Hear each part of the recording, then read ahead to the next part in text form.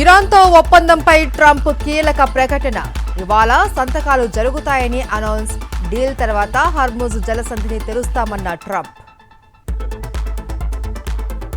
వైఎస్ఆర్ జిల్లా తురకపల్లిలో వైఎస్ఆర్సీపీ నేత రాజశేఖర్ రెడ్డిపై దాడి.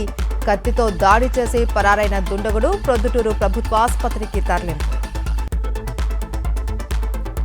పార్టీ ముఖ్య నేతలతో సజ్జల రామకృష్ణారెడ్డి టెలికాన్ఫరెన్స్. ఎస్ఐఆర్పై పూర్తి అప్రమత్తతో పనిచేయాలి అని సూచన. ఏపీలో భూ వ్యవస్థ అస్తవ్యస్తం. ఫ్రీ హోల్డ్ భూములపై పగబట్టిన చంద్రబాబు, పీజీఆర్సీకు క్యూ కట్టిన బాధితులు.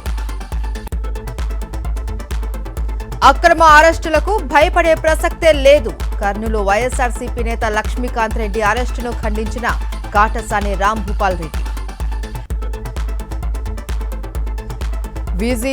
వీబీజీ రామ్జీ స్కీంపై తెలంగాణ ప్రభుత్వం తీవ్ర అభ్యంతరం. కేంద్ర ప్రభుత్వానికి లేఖ రాయాలి అని నిర్ణయం. ఉపాధి కూలీల హక్కులు దెబ్బతినకుండా నిర్ణయం తీసుకుంటామన్న సీతక్క. తిరుపతిలో చిరుత సంచారం. ప్రజలు అప్రమత్తంగా ఉండాలి అని ఫారెస్ట్ అధికారుల హెచ్చరిక. విజయనగరం జిల్లా రాజాంలో ఘరానా మోసం. నకిలీ బంగారం అంటగట్టి 6 లక్షలతో ఉడాయించిన ఆగంతకులు. తెలంగాణలో 6 జిల్లాలకు రెడ్ అలర్ట్.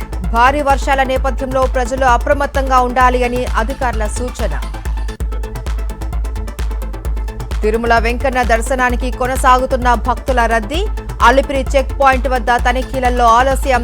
అధికారుల తీరుపై భక్తుల ఆగ్రహం. జూన్ 17న ఫ్రాన్స్ లో మోదీ ట్రంప్ ద్వైపాక్షిక భేటీ.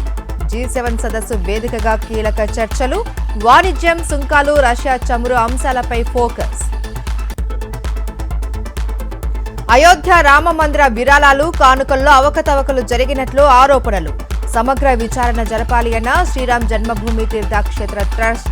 ప్రత్యేక దర్యాప్తు బృందంతో విచారణ జరిపించాలి అని యూపీ సీఎంకు విజ్ఞప్తి. ఆఫ్ఘన్పై టీమిండియా ఆల్ రౌండ్ షో. తొలి వన్డేలో 7 వికెట్ల తేడాతో ఘన విజయం. భారత్ వర్సెస్ పాకిస్తాన్. మహిళల T20 ప్రపంచ కప్లో నేడు తలపన్నున్న ఇరు జట్లు. ఫిఫా వరల్డ్ కప్లో అమెరికా శుభారంభం. తొలి పోరులో పరాగ్వేపై 4-1 తేడాతో విజయం.